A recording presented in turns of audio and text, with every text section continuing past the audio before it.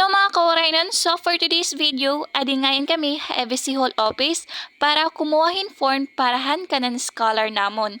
So makikita niyo nga durugod kalipay namon na mga estudyante nga nagkaada na liwat kami hinhigayon para magkaadahin kwarta para hit amon garastusan namon ha eskwelahan.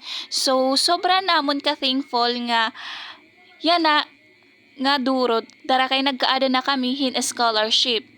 Siyempre, malilipay gyap iton amon mga kag-anak nga may adaliwat hini. So, naghatag nga sugad hini nga higayon, sugadhan kanan provincial nga naghatag hin scholarship nga tugihapan amon maabtik na mayor Honorable Reid Nacario an amon mayor nga maabtik didiha Kalbiga nga nagtughap na mga staff nga nag-effort para maihatag ha amon.